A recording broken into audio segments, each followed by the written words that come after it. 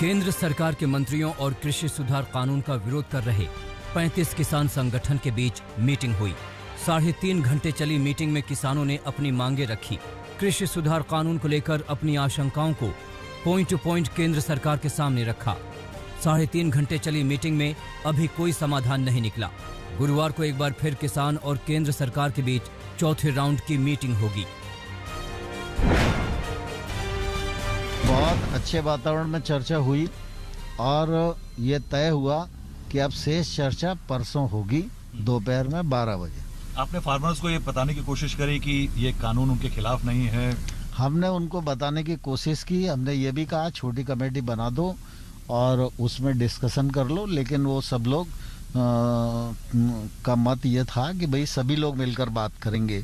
तो हमने कहा हमें कोई आपत्ति नहीं है। गतिरोध खत्म करने को लेकर हुई मीटिंग में किसानों को समझाने में केंद्र सरकार फिलहाल नाकाम रही है। किसानों का रुख नरम पड़ा, लेकिन किसानों की मांगे जस की तस हैं। किसान तीनों कृषि सुधार कानून के रोल बैक पर अड़े हुए हैं, जबकि केंद्र सरकार एक कमेटी बनाकर किसानों की आशंकाओं को दूर करना चाहती है। किसानों को अब चौथे राउंड की मीटिंग का इंतजार है। तब तक दिल्ली में किसानों का आंदोलन जारी रहेगा। हम ऐसे नहीं जाएंगे यहाँ से। हमारी लड़ाई और भी आगे जाएगी। जो संघर्ष है इसको और इंटेंसिफाई करेंगे। अगर सरकार झुकेगी नहीं, मानेगी नहीं, और इंटेंसिफाई करेंगे और लोग आएंगे। और आप देखो 2-4 दिन के अंदर जो दिल्ली है ना, इसके तमाम बॉर्डर सील हो जाएंगे। किसानों ने दिल्ली के 3 अलग अलग बॉर्डर पर डेरा डाल रखा है। दिल्ली के गाजीपुर बॉर्डर पर किसानों ने ट्रैक्टर से बैरिकेडिंग को तोड़ने की कोशिश भी की थी। किसानों ने हंगामा भी किया, लेकिन पुलिस के समझाने से किसान मान गए थे। दिल्ली के गाजीपुर बॉर्डर पर किसानों को सपोर्ट करने भीम आर्मी के चीफ चंद्रशेखर रावण भी पहुंचे थे।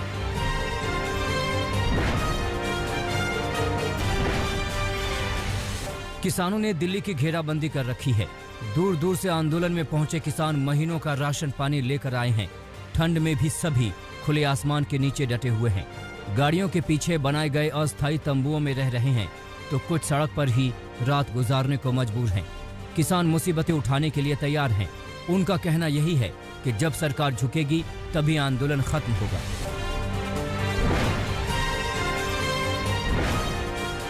दिल्ली के टिकरी बॉर्डर पर किसान आंदोलन में अलग अलग रंग देखने को मिले। कुछ नौजवान गीत संगीत के जरिए किसानों की मांगों को सरकार तक पहुंचा रहे हैं।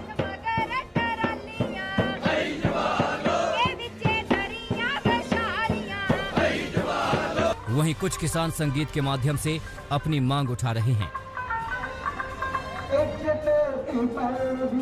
किसान आंदोलन में सुर है, संगीत है, तो खाने पीने का भी पूरा इंतजाम है। आंदोलन सेंटर पर 24 घंटे लंगर चल रहा है। किसानों को ठंड से बचने के लिए गर्म चाय दी जा रही है, मिठाई बांटी जा रही है। दोपहर और रात का खाना मुफ्त में बांटा जा रहा है।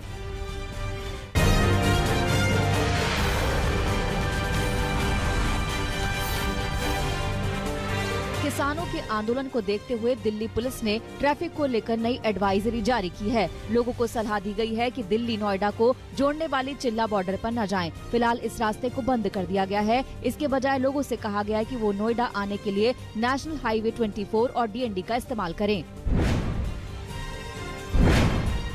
साथ ही अक्षरधाम मंदिर से लेकर चिल्ला सीमा तक का रास्ता भी फिलहाल बंद रहेगा। उधर टिकरी झड़ौदा सीमा को भी फिलहाल ट्रैफिक के लिए बंद कर दिया गया है और हरियाणा के लिए धरौला, कापसहेड़ा, रजोकरी, बिजवासन, पालम बिहार के रास्ते से आए जाएं। आंदोलन का सबसे ज्यादा असर सिंघू बॉर्डर पर पड़ा है, जहां लगातार 7वें दिन सब कुछ ठप है। किसान यहां पर डटे हुए हैं। साथ ही दोनों राज्यों को जोड़ने वाले कई छोटे रास्ते भी ठप हैं। ट्रैफिक को मुकरवा चौक और दूसरे खुले रास्तों की तरफ भेजा जा रहा है।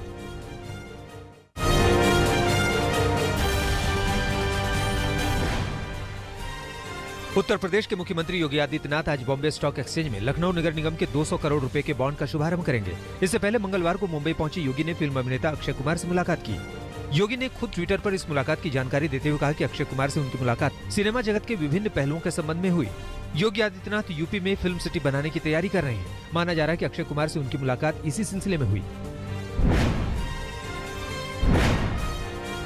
एक्ट्रेस उर्मिला मातोंडकर कांग्रेस का हाथ छोड़कर शिवसेना में शामिल हो गई हैं। मंगलवार को मातोश्री में उद्धव ठाकरे की मौजूदगी में उर्मिला ने शिवसेना की सदस्यता ली।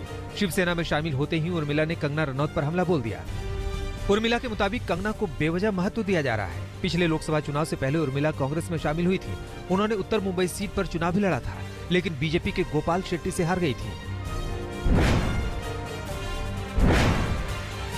हैदराबाद नगर निगम के 150 वार्ड के लिए मंगलवार को मतदान पूरा हो गया। अब 4 दिसंबर को मतगणना के बाद नतीजों का ऐलान होगा। वोट डालने पहुंचे AIAMIM चीफ असदुद्दीन ओवैसी ने इंतजामों के लिए चुनाव आयोग की तारीफ की। एक पोलिंग बूथ पर पहुंचे AIAMIM के विधायक और समर्थकों ने हंगामा कर दिया। बीजेपी ने आयोग से इसकी शिकायत की है। वहीं एक पोलिंग बूथ पर वोट डालने पहुंची मुस्लिम महिलाओं को बुर्का हटाकर अपनी पहचान साबित करनी पड़ी। जम्मू कश्मीर में दूसरे चरण के DDC चुनाव में 49% वोटिंग दर्ज हुई।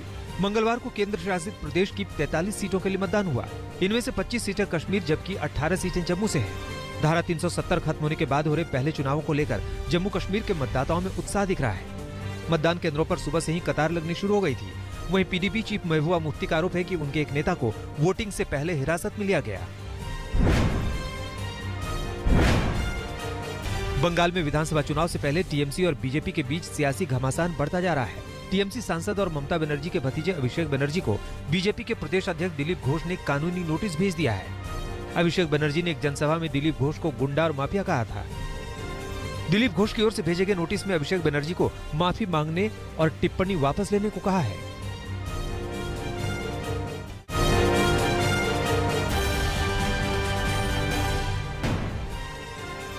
कोरोना टेस्टिंग को लेकर गुजरात और यूपी से राहत की खबर आई है। गुजरात सरकार ने निजी लैब में होने वाले RT-PCR टेस्ट के दाम घटाकर 800 रुपए कर दिया है, जबकि घर से सैंपल लेने पर उसके लिए 1100 रुपए लिए जा सकते हैं।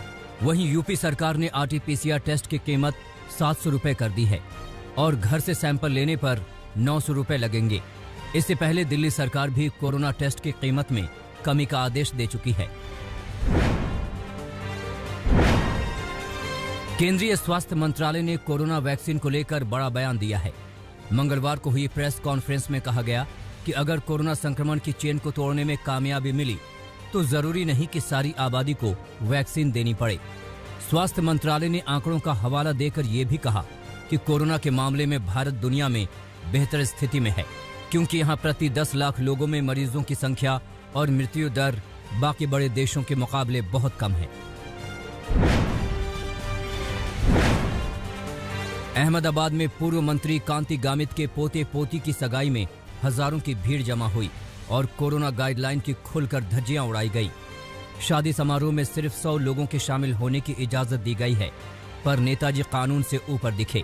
समारोह का वीडियो सोशल मीडिया में आने के बाद प्रशासन नींद से जागा और पूर्व मंत्री को तलब किया गया। विपक्ष सवाल उठा रहा है कि जब यह समारोह हो रहा था तब पुलिस और प्रशासन कहां था।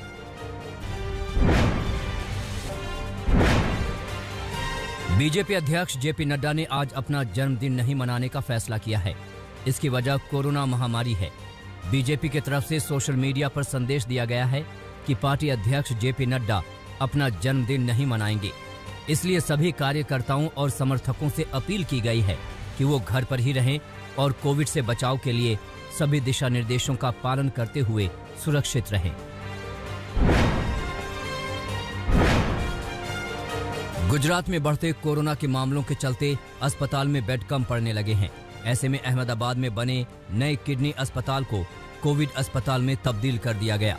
इस अस्पताल में 400 बेड हैं और वेंटिलेटर से लेकर ऑक्सीजन का पूरा इंतजाम है। पंजाब में कोरोना को लेकर नई गाइडलाइन लागू कर दी गई है। सभी जिलों में 10 बजे से सुबह 5 बजे तक का कर्फ्यू लागू हो गया है। इसके साथ ही मास्क न पहनने पर जुर्माने की रकम 500 रुपए से बढ़ाकर 1000 रुपए कर दी गई है। नियम लागू करवाने के लिए पुलिस भी मुस्तैद है। ट्रैफिक सिग्नलों और चौक चौराहों पर मास्क नहीं पहनने वालों के खिलाफ अभियान चलाया जा रहा है।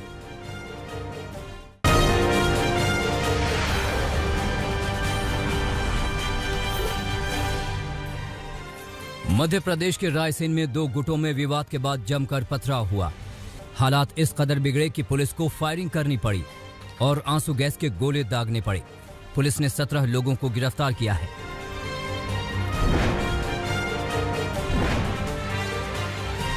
राजस्थान के झालावाड़ में नेशनल हाईवे पर बेकाबू रफ्तार का कहर देखने को मिला। फुल स्पीड से आ रहे मिनी ट्रक ने ऑटो कार को टक्कर मारी। हादसे में कार के परखच्चे उड़ गए और कार में सवार 3 लोगों की मौत हो गई। कार में सभी सवार लोग एक ही परिवार के थे और शादी समारोह में शामिल होने जा रहे थे।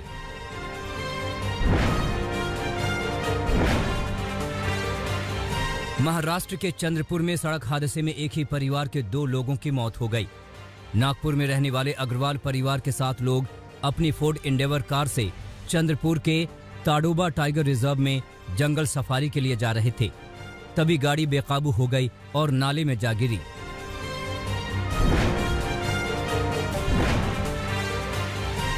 हापुड़ में उस वक्त हड़कंप मच गया जब जंगल में जली हालत में एक मजदूर की लाश बरामद की गई। लाश को वहां काम कर रहे मजदूरों ने देखा। जानकारी के मुताबिक मृतक युवक पेशे से मजदूर था और कई दिनों से लापता था।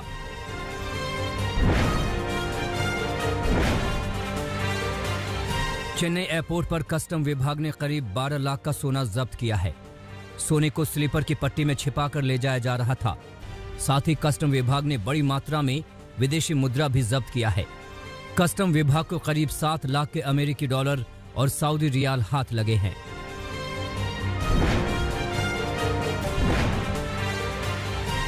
महाराष्ट्र के बारामती में पुलिस ने एक ऐसे लुटेरे गैंग का पर्दाफाश किया जो पुलिस के भेष में हीरे जेवरात की दुकानों में लूट की वारदात को अंजाम दिया करता था। गिरोह ने अलग अलग इलाके में डकैती की 14 वारदातों को अंजाम दिया है।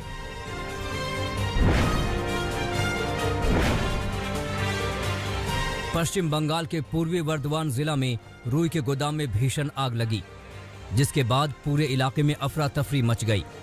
देखते ही देखते रुई का गोदाम पूरा का पूरा जलकर खाक हो गया। आग की वजहों का पता नहीं लग पाया है। हादसे में लाखों रुपए के नुकसान की आशंका जताई जा रही है।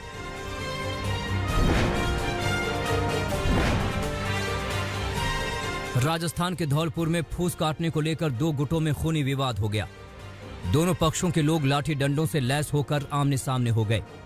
करीब आधे घंटे तक चले खूनी संघर्ष में एक गर्भवती महिला सहित आधा दर्जन से अधिक लोग घायल हुए। 2 की हालत नाजुक बताई जा रही है।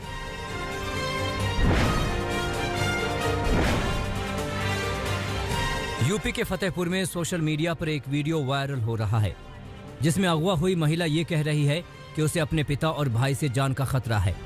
दरअसल रविवार को महिला के घर वालों ने पुलिस में अपहरण की शिकायत दर्ज करवाई थी, लेकिन वीडियो वायरल होने के बाद मामले में अचानक नया मोड़ आ गया।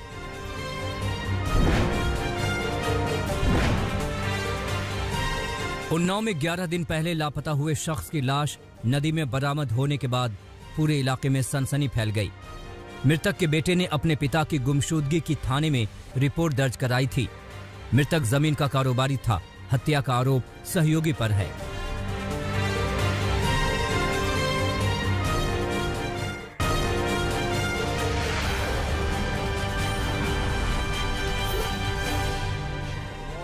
अमेरिका के नवनिर्वाचित राष्ट्रपति जो बाइडेन ने संयुक्त राष्ट्र महासचिव एंटोनियो गुटरेस से वैश्विक मुद्दों पर बात की। कोरोना के खिलाफ लड़ाई सहित भविष्य में स्वास्थ्य, जलवायु परिवर्तन और मानवाधिकारों को प्रोत्साहित करने पर दोनों के बीच चर्चा हुई। गुटरेस ने बाइडेन की जीत पर खुशी जाहिर करते हुए बधाई दी।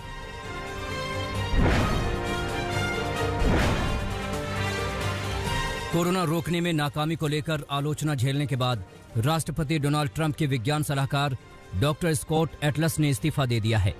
एटलस के पास स्वास्थ्य और संक्रामक बीमारियों से निपटने का तजुर्बा नहीं था। डॉक्टर एंटनी फाउची और डॉक्टर डेबोरा ब्रिक्स के साथ एटलस का कई मुद्दों पर टकराव हो चुका है।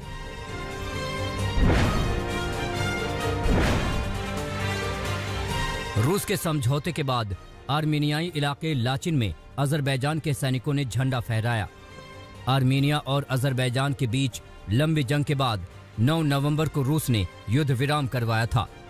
लाचिन समेत 3 इलाकों को अजरबैजान को सौंपने पर सहमति बनी थी।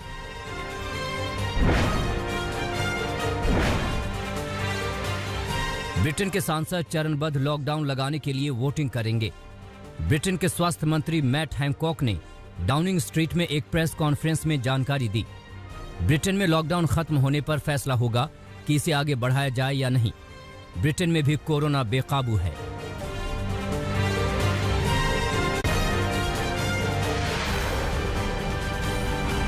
नमस्कार, मैं हूं अंजना ओम कश्यप। हमें उम्मीद है ये वीडियो आपको पसंद आया होगा। लेटेस्ट खबरों के लिए यूं ही देखते रहिए आज तक, और इस वीडियो के पसंद आने पर लाइक, शेयर एंड सब्सक्राइब करना ना भूलें।